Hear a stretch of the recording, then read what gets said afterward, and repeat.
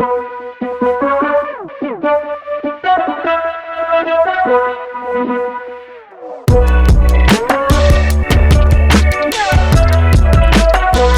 right. So first up today, we are going to be talking our top 5 best sports moments of the decade. Yes, it's the end of the decade is coming. The end of the 2010s. It's been quite a decade of sports. I mean, this is really the decade that we both have like really flourished into the sports fans we are. Yeah. We've really found our spot. And it's been fun. You know, and I don't think there's going to be a decade that compares to it. So we want to talk about our top 5 best sports moments of the decade. We're also going to talk about our worst sports moments of the decade. Yeah. There's a lot of both. Okay. To give you just a few rules on this, it's moments that we like watched live on TV or we were at the event. And it doesn't have to be of your favorite team or something. Like some of these I got on my list, they're like moments that, you know, they weren't necessarily my team, but they're like sports moments I'll remember like 50 years down the road. So we're gonna go our top 5, maybe throw in a few honorable mentions. We're gonna go back and forth, and we're gonna talk about this decade in sports. It was a fun absolutely. one. All right. You want to go first? Number 5. I'll start it off. Number 5 for me. Billy might not like this, but it was an overtime game. Warriors against the Thunder. Oh, I know where he's going with this. Steph carries the ball down the court, and it just seemed ridiculous to pull up from such a long distance. It still is. But he does. That he did. And I mean, it's just insanity. You hear the announcers, the crowd. Well, the crowd wasn't going wild. They were in Oklahoma. But the announcers were like, what the heck just happened? It was incredible. It was incredible to watch. And just like, why would you take that with the game on the line? And he did, and he nailed it, and it was amazing. So that was my number 5 sports moment. I remember that moment vividly. I actually was not watching that game, but I remember seeing the highlights of it, and I'm like, what the heck? And even on the announcer on the call was like, they have a timeout, but they failed to use it, and he heaves one up, and then he hit the shot, and then it was not fun. Yeah, that's cool. Yeah. Not as cool as my moments. Number 5 for me, 2013 Iron Bowl, Auburn, Alabama. Nobody likes Alabama unless you, I guess, are from Alabama maybe. And we know Auburn's their biggest rival, and they meet every year in the Auburn Bowl. This year they were playing at Auburn. I believe the game was tied 28-28. Alabama tries to kick a field goal from like 50 yards out. Kick is short. Auburn receives it in the end zone, runs it all the way back for the touchdown for the win. I remember watching that and because I don't like either of these teams, but I remember just like my jaw it dropped and I was like, what the heck just happened? It's like one of the coolest college football moments of all time. And every year that I watch the Iron Bowl, they have to show that highlight like 5 times. And I even love watching the highlight, even though I don't like either teams. It's just like that play will just go down in history. And to like be able to have watched it was absolutely amazing. Yeah, I don't like to watch too much college football, but I do remember watching that live and thinking, what the heck just happened? That was insane. Number 4 for me. I'm going to have to go. It was this year. The Tampa Bay Rays were playing against the Red Sox. And I was at the game. And who were you with? I was with Billy. Yes. And I was with a couple other friends. And the Red Sox had scored in the top of the inning. So if the Rays didn't score, it was over. This was extra innings. I think this is the 11th inning. Yeah, it was extra innings. The Rays had someone on base. And at this point, Nate Lowe was coming up to bat. And everybody in the stadium knew that if Nate Lowe didn't do something here, the game was over. And we knew that he could do something. Though. We did know he could do something, but we really needed at least to tie the game. And he jacks it. He jacks it down the left field line. And the way the Trop is set up, there's a low wall out in left field. And I'm telling you, he barely made it over that left field wall out there. But it was just so magical. Everybody in the stadium was on their feet, just screaming, cheering. It was amazing. Probably one of the greatest moments I've seen live. Definitely, like this is not on my list. It probably should be on my list because we were at this game and we were like sitting like pretty close to the field as well. When he hit the ball, we all went up and we were all just screaming. And I mean, this is in the heat of the playoff race. Yeah. I think this is the game that actually put the Red Sox out of playoff contention. I think it might have been, and I believe the Indians lost that night, which put the Rays in great position to clinch a wild card spot. Exactly. It was amazing. The whole Rays playoff run this year was awesome. Number 4 for me. 1 through 4 was extremely difficult for me to decide. And honestly, I wrote down a bunch of moments of this decade. I had so many moments. Had to boil it down to 5 moments. These top 4 was difficult. Number 4, 2011 World Series, Game 6, Cardinals, Rangers, the legend of David Freese. Rangers are up 3-2 on the Cardinals in the series. Back home at St. Louis. Cardinals are down 7-5, I believe it is. 2 runners on base for David Freese, 2 outs, 2 strikes. Freese hits one down. He hits one down the line, over Nelson Cruz's head, scores 2. Freese comes around for a triple. And I was like, man, I was probably about 10 or 11 years old at the time, and this is when I played baseball too. This moment embodied every childhood baseball dream, to be in that moment. And then it goes into extras. The Rangers take the lead again. And then Lance Berkman comes up in the top of the 10th, I think it was. And same situation. 2 outs, 2 strikes, down to this last strike of the season. Berkman hits a single out to center, scores 2 runs. They tie the game again. And then the bottom of the 12th, David Freese comes back up, hits a long shot out to center field. Joe Buck on the call. Oh. Our boy Joe Buck. I honestly am a fan of this Joe Buck call. He was like, as the ball goes up, you just hear him say, "And we will see you tomorrow night." And the ball lands in the center field, hitter's eye out there. And then he just kind of goes silent. He just lets the play just, go on and just let the fans kind of take in the moment. It was just absolutely amazing. And then the Cardinals came back the next night and won in Game 7. That whole game was just absolutely astonishing to be able to watch. I always go back and watch that highlight too. Number 3, what do you got for number 3? Number 3. My number 3 moment was the 2014 Super Bowl between the New England Patriots and the Seattle Seahawks. I know where this is going. Scores 28-24. There are less than 2 minutes to play. Seahawks had the ball. And Russell Wilson takes a shot downfield. And I couldn't believe it.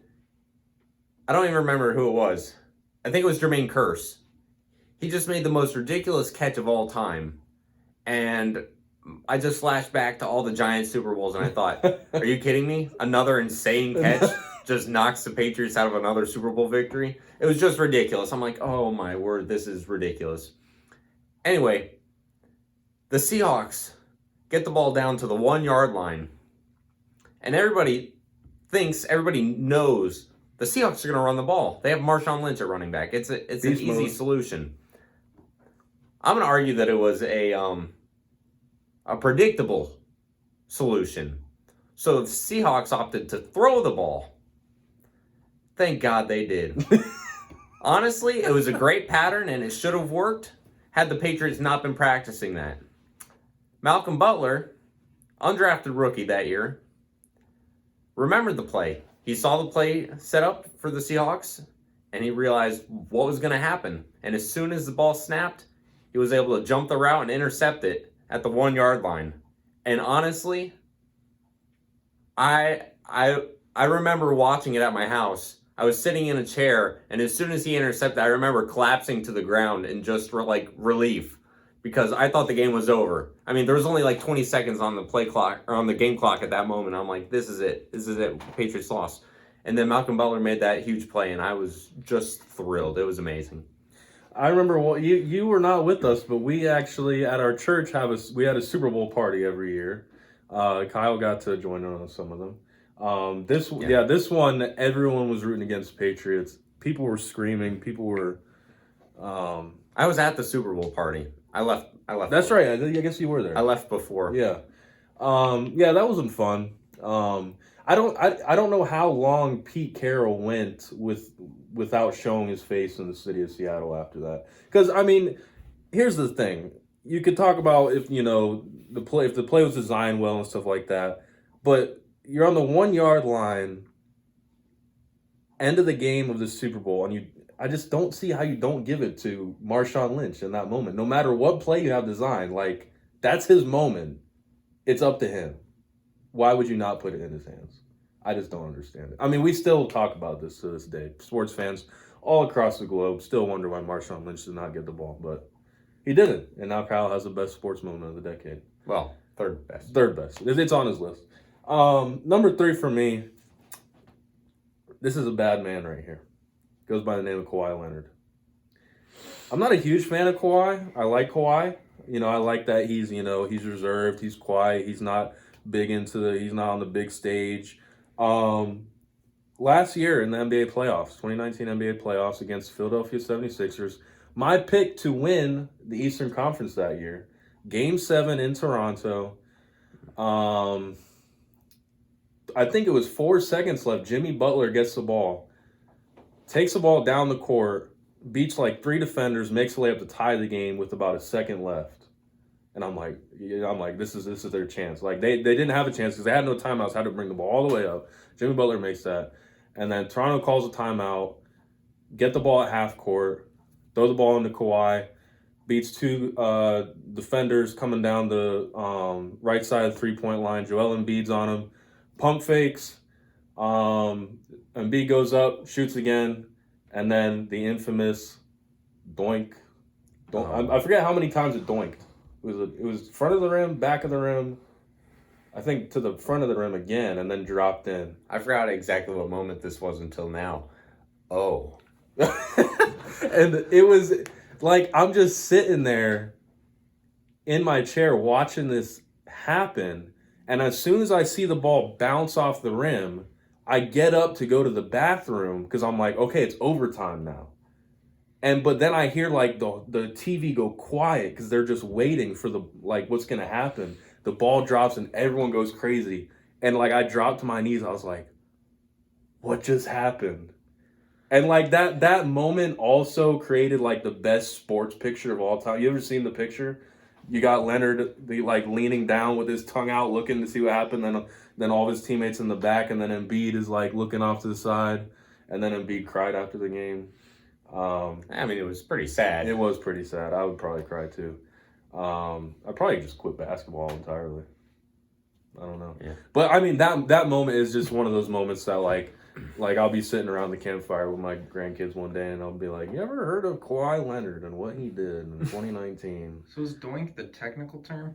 I think so. Doink is definitely the technical term for what the ball did. Yeah. If you really listen closely, you hear the ball go doink, doink every single time. Yeah. It is the technical term. And that actually, I did not know this, but that was actually the only Game 7 buzzer beater in any NBA game. Only Fun Game 7 facts. buzzer beater. That's a fun fact with Billy Mock. Yeah. Fun fact. Did you have fun hearing that fact? I did. Change the name of the podcast. Yeah. Fun facts with Billy Mock. All right, let's go to number 2. What do you got for number 2? Number 2. Billy's not going to like this one much either. This was... What year was this? We're going to call it 2015. It's probably wrong. It was the year the Warriors went 73-9. That's 2016. 2016. 2015, 2016 year. 2015, 2016. There you go. Yeah, you heard it here. It was the series against the Thunder. The Warriors were down 3-1 in the series. And you thought all hope was lost. I remember, I'm specifically thinking Game 6. And just an amazing, just unreal performance by Klay Thompson to keep the Warriors in that. He single-handedly carried that team to a Game 7 in which they were able to win and move on to the finals. Unreal. I believe 13 threes? I'm about to weep. It was I remember watching that game in a hotel room, and everyone else around me was sleeping, so I had to be quiet. But I was like, like silently freaking out because I was just like, "There's no way this is happening. He is completely taken over. This game is his. Clay wants it. Clay is a bad man, and he is gonna take home the victory." That was my number 2 sports moment from the decade. Okay. Don't cry. All right, my number 2.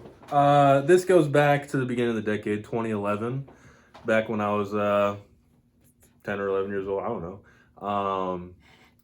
Game 162, Tampa Bay Rays, New York Yankees. Let me take you back about a month. We enter September down to the Red Sox, 9.5 games in the wild card. And this is before the wild card game. This is a year before they started doing the wild card game. So it was just the top team in the wild card got to move on to the playoffs. That was it. There was no number 1, number 2. We had basically counted ourselves out of the playoffs, but we started playing extremely good in September. The Red Sox started playing poorly. And then it started to actually become a thing that we could maybe catch them. And then the last 2 weeks of the season, we won out and Boston almost lost all of their games. And then it comes down to the game 162. We're tied with Boston for the final wild card spot. We're playing the Yankees. Boston is playing in Baltimore. And we go down to New York 7-0. I'm watching this all. And I'm like, our season's over. And I think Boston took a 3-0 lead over Baltimore in the early in the games. We're like, oh no, our season's over. We had this great comeback and it's gonna end like this. And then the 8th inning comes around. We get a few runs on the board. Evan Longoria hits a 3-run homer in the bottom of the 8th with 2 outs to make the game 7-6, right? And we're like, okay, we may do this. We go to the bottom of the 9th, down 1, 7-6. Dan Johnson, the legend of Dan Johnson. Probably the best Ray of all time, maybe. He got the greatest last name of all time. He does. Dan Johnson was the random dude that never played, but when he did play, you were just why doesn't he play more? And this was one of those moments. Down 1, 2 outs, 2 strikes. Rips one down the right. And I was actually listening to the radio at this time. This was back when so this is before I had a phone or anything, right? And this is back when I was in middle school, so I had a bedtime. So what happened was I had a radio that I kept next to my bed. I would turn on and listen to games if I had to go to bed before the game was over. So I'm listening to it, and Dan Johnson hits the home run, and I jump out of my bed, and I'm running out to the living room to turn on the TV, and everyone's asleep in my house. And, I'm doing that silent scream, and I'm like, oh my gosh, I keep the game on, right? And we end up going into extras. Meanwhile, in Baltimore's tied the game now.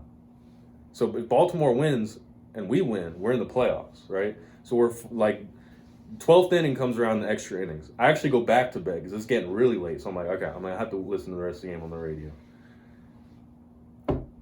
In the bottom of the 12th, Baltimore walks it off in the bottom of the 9th against Boston. They show the score in the Trop, and all the fans start going crazy because they know that Boston has lost. Minutes later, Evan Longoria comes back up. I'm listening to the call on the radio, hits the ball down the left field line, over the short porch, just like the Nate Lowe home run. Victory. I run back out there, I turn the TV on, I wake my mom up. My mom's a huge Rays fan, and we were just going crazy. We ended up going to the playoffs. We lost in the playoffs. Well, we don't have to talk about that. We don't. Part. That game 162, that was our World Series. Yeah. That was our World Series. So that's number 2 for me. That was one of the craziest sports fans moments of all time. So number 1, it was hard to top this. Right. You want to give your number 1? Well, first I want to do a couple of honorable mentions, just real quick. One honorable mention, just Teddy Bridgewater's comeback. That was very cool. That was pretty cool very to watch. Cool. I think it was like 2014, 2015. I don't remember exactly when, but he was at practice and basically his entire knee just disintegrated. Yeah. Everything in his knee was gone. That usually doesn't And work. they were worried about maybe cutting his leg off. I mean, it was bad. But they were able to save his leg. They reconstructed his leg, and then a couple years later, he's back playing in an NFL game, and that was a pretty cool moment to watch.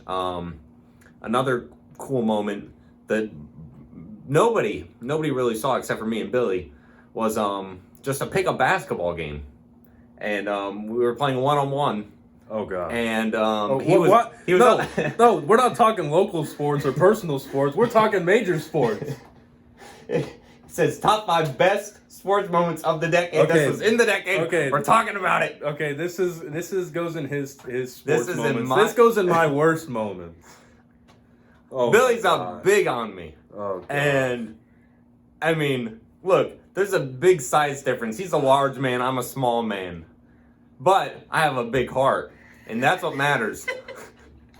And he's up big. And I decided, you know what? I'm going to enter cardiac mode. I don't even know what that means, but I'm going to enter cardiac. Cardiac Kemba? I end up coming back. I think I tied the game.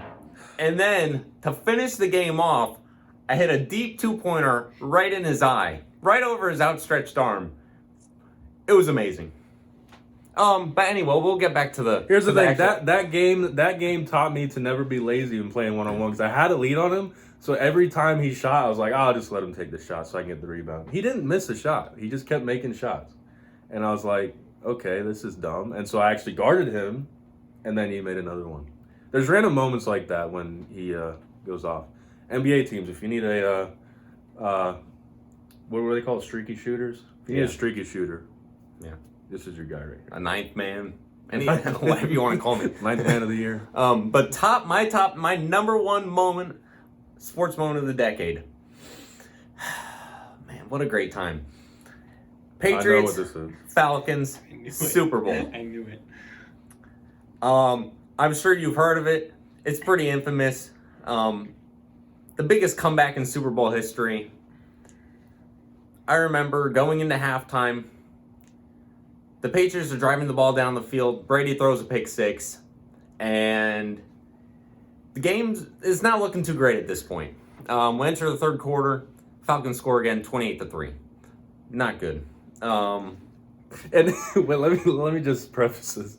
At this moment, I remember Skip Bayless tweeting, "The Falcons are your 2018 Super Bowl champions, or 2017, or whatever it was." As soon as he tweeted that, I looked at him I'm like, I hope he doesn't jinx it. At halftime, Skip Bayless tweeted that. One of the best tweets of all time. It was. Yeah, I probably retweeted it. This is where you And- come to us for sports college. Exactly. You're not going to get, whatever. Man, where was I going with this? I mean, It's halftime. it's halftime. Come back from halftime. Falcons score a touchdown, put us up 28-3. Patriots start driving down the field, and they get deep into Falcons territory. Second down, Brady gets sacked. Third down, Brady gets sacked. And they zoomed in on Brady's face after getting sacked. And I remember I saw it in his eyes. It wasn't defeat. It was, this game is over and we are winning. It was the most intense look. And at that moment, like before, I was like, the Patriots could still do it, but it's going to take a miracle. But when I saw Brady's eyes on that play, I realized the Patriots are going to win this Super Bowl. And at that point, everything went right for the Patriots. They were able to drive down the field and score. Dante Hightower had an incredible strip sack of Matt Ryan, put the Patriots in great field position to score again. And then Patriots down 8, had to drive the ball down the field with, I think it was like, they're just getting ready to go into the 2-minute warning. And Brady takes a shot downfield towards Julian The Edelman. helmet catch. No. Was it? No. No, that's not the helmet catch. I'm thinking of a different Super Bowl. Yeah, no, we don't talk about that Super Bowl. We don't that's talk it. about That's in your. that was out of this decade. We're not talking about that. and it hits Edelman's hands. It gets deflected up into the air, and 3 Falcons defenders swarm him.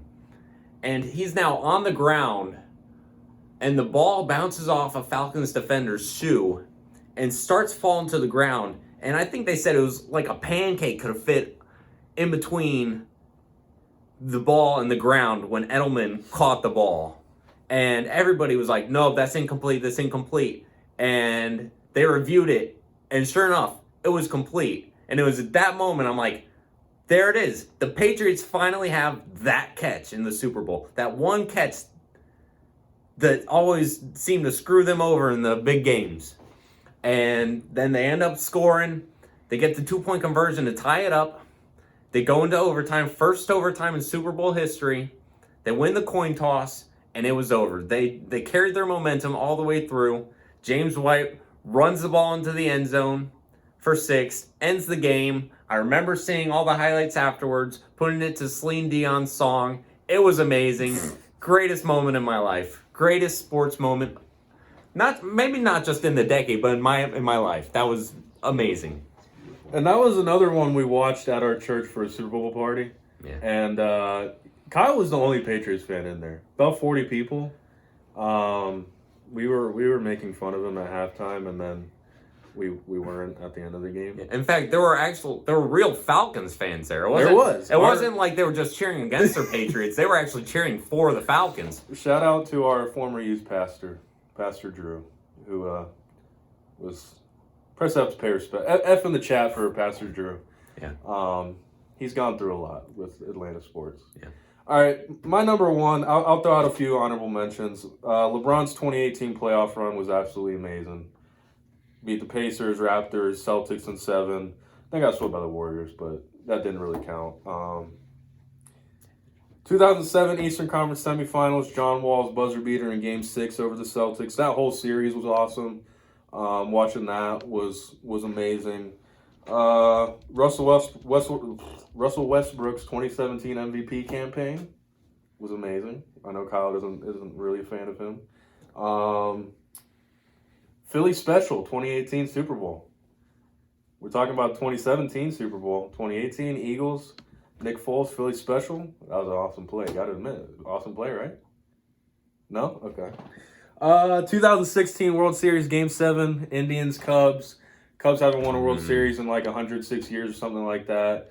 That game was amazing. You had the Rajai Davis home run in the bottom of the 8th, and then our boy Ben Zobrist, former Ray, came through with the go-ahead double in the bottom of the 10th, I think it was. Cubs won the World Series. I don't like the Cubs, but I mean, to watch that, to see them break the curse was amazing. We'll throw one more in there. 2017 Deshaun Watson walk-off touchdown against Alabama for Clemson in the national championship game. A lot of great sports moments this decade. But my number one, probably the best sports moment in the past 50 years. There's a guy. He's not a guy. He's a... I don't know if there's words to describe this man. You best watch your mouth. He... I don't want to be blasphemous also. I don't want to, this man is a man among children. His name is LeBron James. He played for the Cleveland Cavaliers, and Kyle mentioned a moment in 2016 when the Warriors came back 3-1 from my Thunder in the Western Conference Finals. And then LeBron said, "Hey, Thunder, I got you. Let me return the favor." Warriors go up 2-0 in the finals to the Cavs. Pretty bad games too, blowouts, and we're like, uh-oh, here we go again. Warriors repeat. Game 3, the Cavs come out, blow out the Warriors, and then Game 4, we're like, okay, this is our chance. We tie the series here. We end up blowing the game in the fourth quarter. Warriors take a 3-1 lead, going back to Golden State, and this is actually Game 5 we watched together with some of our friends. And another instance where there's been moments when Kyle was the only Patriots fan in the building. Kyle was the only Warriors fan in the building. We went to our friend's house and they're from Ohio, big LeBron and Cleveland fans. Watched it at their house. Game 5, LeBron and Kyrie, 41 each, take down the Warriors, beat them by 15. Game 6 back to Cleveland, blow them out again. Game 7 in Golden State. Didn't even think that we would get here. Don't mention the block. The block. The block. We were in Georgia at the time. We were in Augusta, Georgia on a mission trip. And we were like, where do we watch the game? Because we couldn't watch the game in the church. So literally, me and all my Cavs friends, Kyle did not join us. We literally ran down the street, some random street in Augusta, Georgia, to an Applebee's and watched the second half from an Applebee's. Didn't even sit down or order anything. We basically just watched it from the lobby because they're like, you can't come in here just to watch a game. So we just watched it from the lobby. The block, the legendary block, LeBron blocked Andre Iguodala. The shot, Kyrie Irving over Steph Curry, three-pointer, made it 92-89. And then they finished it off. LeBron did it. Kyrie did it. Cleveland did it. There's no more words to describe it. That was disgusting. It was the best sports moment. Disgusting is another word to describe 50 it. years. And here's the thing. I'm a Thunder fan and I'm a LeBron fan. So at the time, I was like a Thunder and Cavs fan. So for the Thunder to have beat the Warriors in the conference finals, like that'd have been cool to see like kind of like my two teams go at each other. But I'm almost kind of grateful that God made it work out that way, that the Warriors beat the Thunder so that LeBron could do that to the Warriors. The Warriors, after going 73-9, did not even lose. They didn't, the whole season before the conference finals, they did not lose more than 2 games in a row. LeBron and company beat them 3 games in a row to win the NBA championship. First championship in the city of Cleveland in like 51 years. The GOAT. He is the GOAT. I don't know who Michael Jordan is. LeBron James is the only relevant basketball player in the history of the NBA. Unbiased. By the fans, for the fans. That was stupid. Thanks for watching Elevated Sports. Hope you enjoyed the video. Make sure to hit the like button, hit the subscribe button, comment down below. Hit the notification bell. Be reminded of when there's new videos coming out throughout the whole week, every day. And hit the links below to subscribe, to follow the podcast, whatever you do with it. You can stream the podcast on Spotify or Apple Music and Apple Podcast. Apple Podcasts And Apple Music. And Apple iTunes, Music. and all that. and Spotify All right. and everythll your heart desires, This and is it'll be delightful. way longer than it's supposed to be.